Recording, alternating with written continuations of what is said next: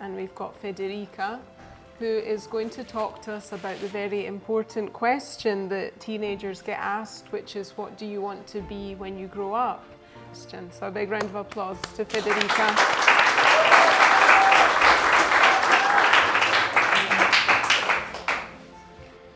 What do you want to be when you grow up? What a difficult question, maybe the most difficult one for teens.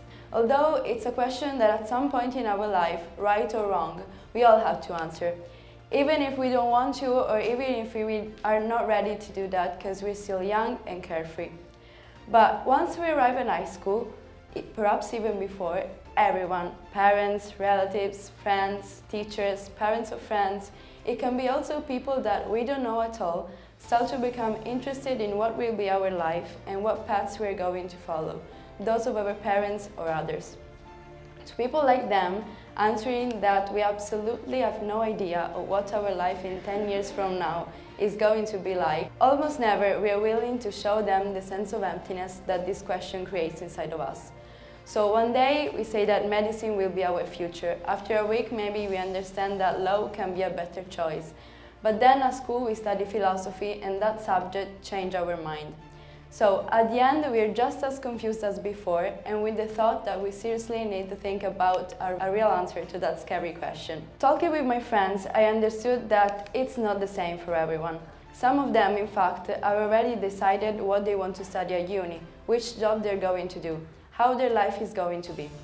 These are all things that makes me upset. I'm kind of jealous of the fact that even if it's quite early to talk about jobs, they already have plans, which of course I do not. For me, thinking about future is something scary. It's something that I hate and that makes me nervous. When someone asks me a question around future, I just freeze. I don't know what happens in my mind in that specific moment, but I can give them any answer.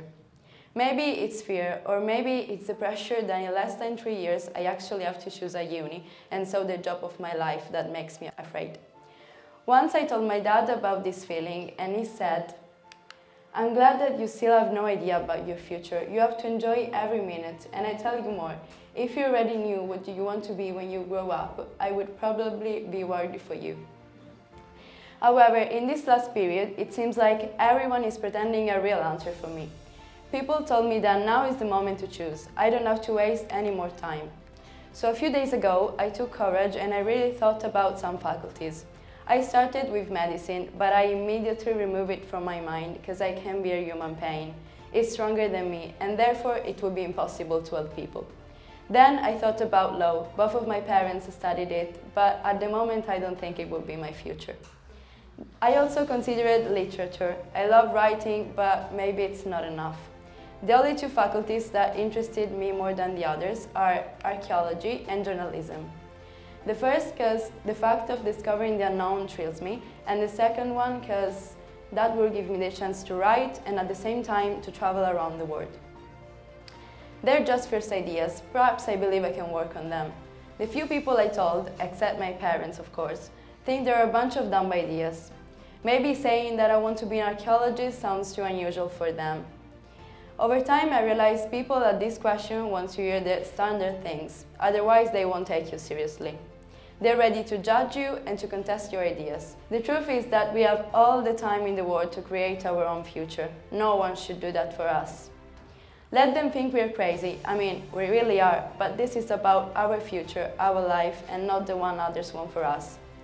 So, guys, please, we don't have to panic. Let's enjoy these years. There will come a time when we'll be ready to make our choice. But for now, let's just be happy. Thanks.